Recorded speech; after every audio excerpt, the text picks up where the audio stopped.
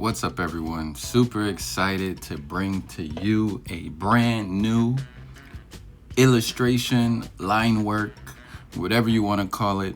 It's brand new. It's Michelle Obama, and 24 hours later, it's complete, kinda. This drawing, as you see the quick 30-second time lapse, is simply with the thought of a coloring book type of activity in mind. I will color it myself, and I will share my painting or coloring process in another video. Those are just two references that I use in the drawing. Let's get into it. So this is the sketch, and quite honestly, the sketch I did in my notebook drastically adjusted itself in the final drawing. The shape of the face had to be adjusted. As you can see, the hair, the way that I did the hair, you're gonna see is going to transform.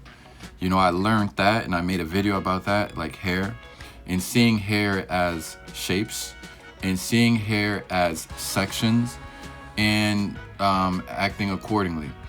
You can go watch my previous video as I talk more about that. As you see there, I did a little painting, and then I said, you know what, no, I need to be disciplined and stick to the line work.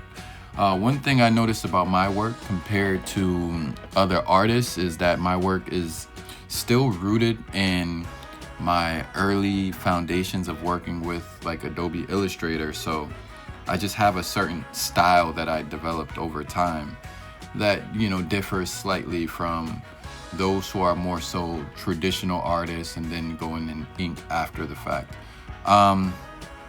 Okay, back to the drawing.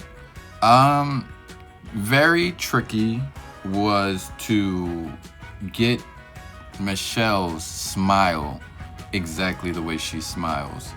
I think a part of the difficulty that I had to do with my initial sketch. As you'll see, like, I will go in on the illustration, the Procreate illustration, and kind of say, you know what, forget the sketch. I'm gonna do the line work just raw and rugged.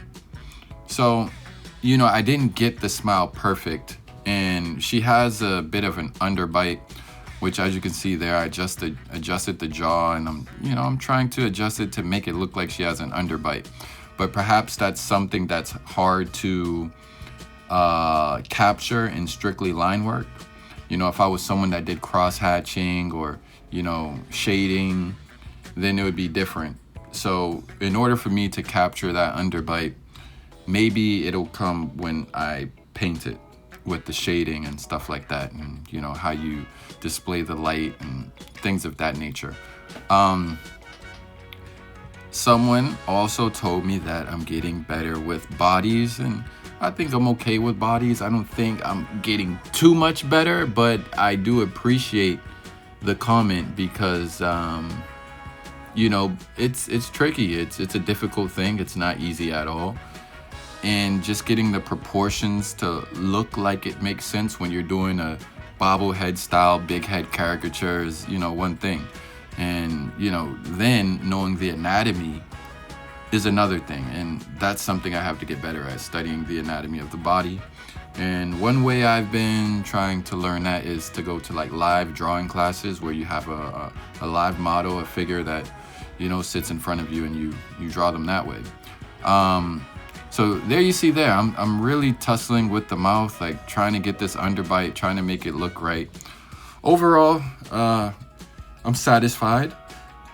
I have a workshop coming up that I would like to prepare this for in future workshops where, you know, this is something I can share and, you know, people can learn from.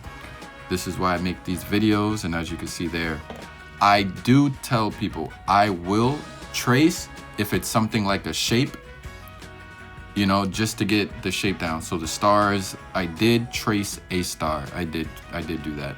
And that's another thing. There's nothing wrong with tracing to learn, because rudimentary and elementary level artists should all trace just to get the motor skills and get the hand and eye coordination down. That's my time though. I don't want to go too long beyond the actual video portion. I thank you all for watching. Like, comment, subscribe, do all the cool stuff if you care to do it. If you don't, it's all good. Anyway, thank you. See you next time. Peace.